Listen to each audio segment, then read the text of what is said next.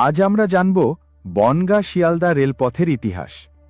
কলকাতার সাথে উত্তর ২৪ পরগনার সীমান্তবর্তী এলাকা বনগাঁকে যুক্ত করার জন্যই শুরু হয় এই রেললাইন তৈরির পরিকল্পনা।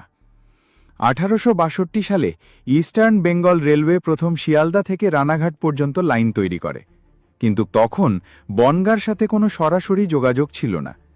বনগাঁ ছিল সীমান্তবর্তী একটি গুরুত্বপূর্ণ শহর, যেখানকার ব্যবসা বাণিজ্য, কৃষিজ পণ্য আর পরবর্তীতে সীমান্তের কৌশলগত গুরুত্বের কারণে এই রেললাইন তৈরির প্রয়োজন দেখা দেয়।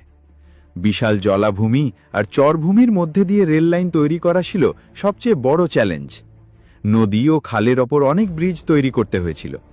তৎকালীন জমিদার ও চাষিদের জমি অধিগ্রহণ নিয়েও প্রতিবাদ ও সমস্যার সৃষ্টি হয়। ব্রিটিশ সরকারকে অতিরিক্ত খরচ বহন করতে হয়েছিল, কারণ এ লাইন ছিল একেবারে সীমান্ত ঘেঁষা এলাকা।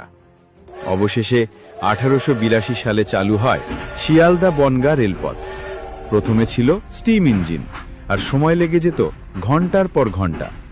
ধীরে ধীরে এটি ব্যবসা, যাত্রী পরিবহন, এমনকি সীমান্ত বাণিজ্যের অন্যতম প্রধান রুটে পরিণত হয়।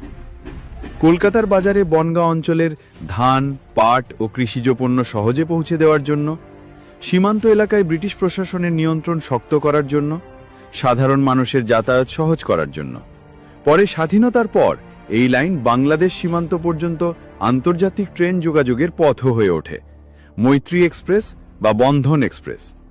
আজও বনগাঁ-শিয়ালদা লাইন উত্তর ২৪ পরগনার লাখো মানুষের দৈনন্দিন যাত্রার প্রধান ভরসা।